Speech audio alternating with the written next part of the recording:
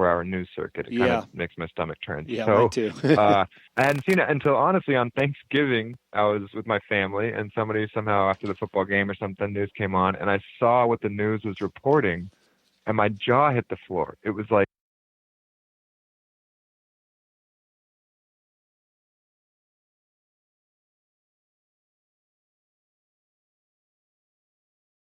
and people are very quickly kind of falling into the reality that they're going to have to go through that process. So the border's been mellow, and that's in San Ysidro, Tijuana. The border in Tecate, which is even closer to Valle de Guadalupe and a beautiful drive through East County, San Diego, has been completely unaffected. Yeah. So for customers that are a little bit concerned, understandably, we say, fine, we'll just go through that border. And they're like, wait, it's 20 minutes closer to Valle de Guadalupe? I'm like, yeah, it's beautiful. We drive through the hills, you get to see Tecate, rolling mountains. And I mean, it's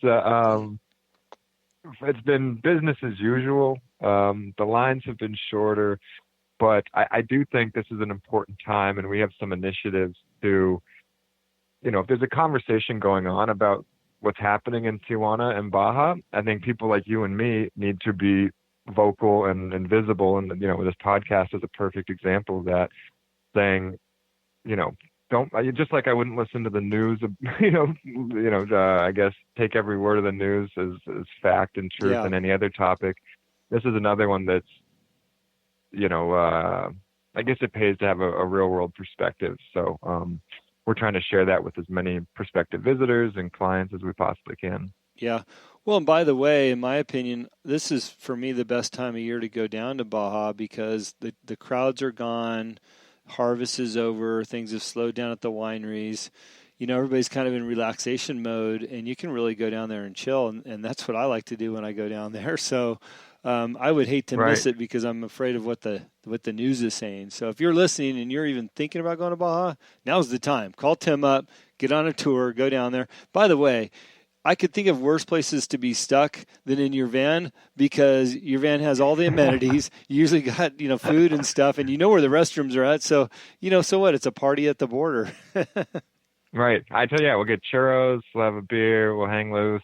It's but you're right. That was an excellent time to go. We get a lot of great family trips, which are fun, seeing, family dynamics on our private tours, but people got kids home from school, college. They've got enough going on. They don't want to plan activities, but they want to spend quality time with their family and friends who they maybe don't get to see all day, every day. So we take care of every bit of planning. We pick people up at the house. We design the itinerary. We get the food covered, the wine tastings. I mean, we make whoever booked the trip look like a rock star travel agent. All they had to do was call me and have a 2-minute conversation, and everything else just happens. And they get this really enriching, fun, unique holiday travel experience with no headache. And you're right, the crowds are quiet. It's so peaceful in the valley. The views are just as beautiful. The wine is just as good. The lines are shorter. The sunsets are better. It's the perfect storm in terms of the right time to visit. Yeah, yeah. Now, I'm obviously very passionate about the wine business because our company, Baja United Wines, focuses on the Valle there and everything. But you guys, you do all kinds of stuff. You don't just do the Valle. You do surf trips. I know you've reached out to me saying you had a couple spots available on a boat trip and stuff like that. Tell us about a couple of the other things that you do down there in Baja with your tours.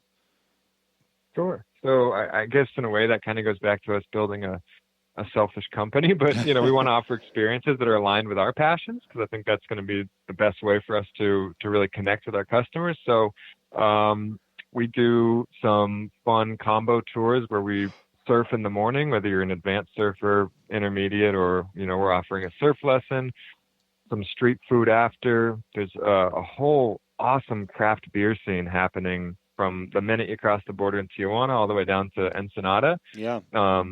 Really, really innovative brewers that, it's not a Corona, it's not a Pacifico. I mean, they're making delicious peanut butter stouts and IPAs and, you name it. So people who want a little bit of change up from the wine scene, the craft beer scene is amazing.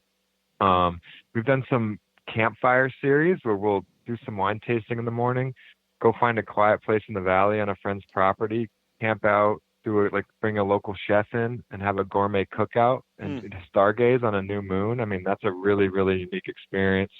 And then just recently we have such a great network of customers. A lot of them are locals, and they said, maybe they don't always have the time to spend a full day in Baja, but they've got friends in town, and we've applied our live like a local approach to tourism in our own backyard. So now we're doing some wine and food, surf, craft beer experiences in San Diego County in Southern California, which has been an exciting new venture. What a great idea. I love that you're making good use of the cities that you live in and work in. Nothing better than San Diego, especially, again, this time of year. It's beautiful down there. So what's next on the agenda for your company, or what do you have coming up that people can look into, or what's interesting? I mean, the biggest, the local tours are going to be a fun push. We've got, a lot of support and a lot of momentum behind that.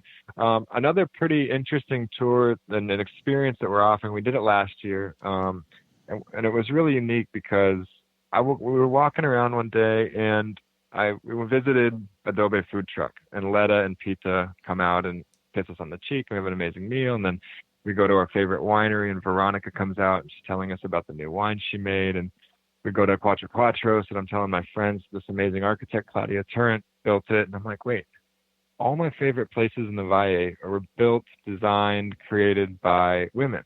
I'm like, that is cool. And, whatever culture you look at, that might not always be the case or the assumption. And when you look around the Valley, it's a bunch of really talented, really creative, really hardworking women who are responsible for this exciting change and growth. So last year we invited a team of a group of influencers, travel, lifestyle, wine and food influencers who are Latina from all over the world, flew them into San Diego and created this really neat experience where we kind of shone a really bright spotlight on these female artisans and entrepreneurs in Valle and said, Valle is blowing up. That's great. We need to give credit where credit is due and say that it's this group, this community of females who are really making it happen. So we did that last May, and we have a strategy session coming up, and I can just tell you, this year's going to be twice as big on the exposure side. We're looping in a lot more of the women in Valle who are we say making it happen, but who are really affecting change, and are going to broadcast it from the top of every hill we can find, because I think it's really important that people give credit where credit is due and acknowledge that the Valle is being run and I guess being run by a bunch of amazing women. So that's something we're super excited for, another passion project that I think is going to drive a lot of more positive change. I love that you pointed that out, because our two biggest wineries is Santo Tomas and Montechinique. We import both those brands up here to the U.S., but they both have female winemakers, and they're two of the biggest ones down there. And like you said, they're just making change. And I especially think it's great culturally for females to have that type of recognition and do exactly what you're talking about, is creating something of significance down there. I can't wait for the Valle to be an official appellation in the wine business, and just to have all these females flesh out. That's going to be great to push on that. Right. No, it's a wonderful movement, and we're happy to support it. That's another just big fun event that we do. But beyond that, we're still trying to keep up with the demand. People are calling us every day looking for trips. More corporate groups are going down. That's actually been a pretty new feature for us, where in this, work community where corporations are looking to offer exciting experiences, new and fun amenities for their clients, and for their clients and employees to be more competitive in the marketplace. They're taking more meetings off-site, offering more sales incentive trips off-site, and a really exciting international trip sounds great. If the bill is $50,000, it's not as exciting, but you can accomplish that in a really neat way by taking your team to Valle de Guadalupe. So we've had lots and lots of interest from corporations both out of town who are visiting San Diego for conferences or conventions, or local companies who are looking for something rather than just the kind of stuffy holiday party where the bill's going to be the same amount, but you sat down at a whatever local restaurant and had awkward conversation. It's like, let's get out of the office. Let's go explore together and really create new relationships. So,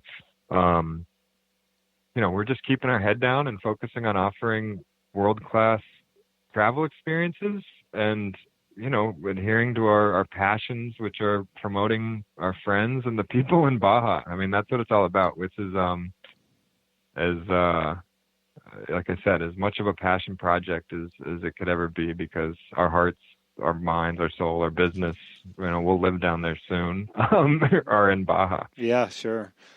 Well, you got me thinking now. I'd much rather skip Mastro's up here in the U.S. and go down to Deckman's and have a steak there, open air, looking out over the Valle. So thanks for triggering that desire now. Listen, any day. Yeah. Hey, listen, really appreciate your time, Tim, and talking about your business. Your website, BocaRojaWineAdventures.com, correct? That's exactly right. Yeah, if you type Boca Roja into Google, we're all over the website, TripAdvisor, Yelp. We've been fortunate to have over 450 five-star reviews in our short tenure, so plenty of information, easy to access. All the communication comes through myself and my wife, who run the business, so anyone interested will have a direct line to me. We custom curate every experience from the ground up for clients, and just make it as easy as possible to go see this place that we love so much. Yeah, well, I appreciate that, and I'll speak from firsthand knowledge.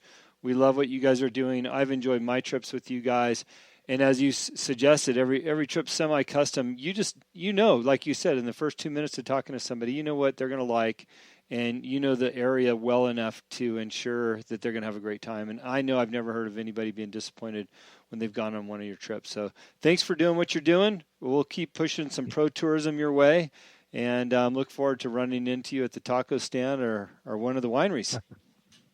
I expect we'll see you soon down there. I appreciate it, Jim. Thanks so much for including us, and go Baja. Yeah, right. Our pleasure.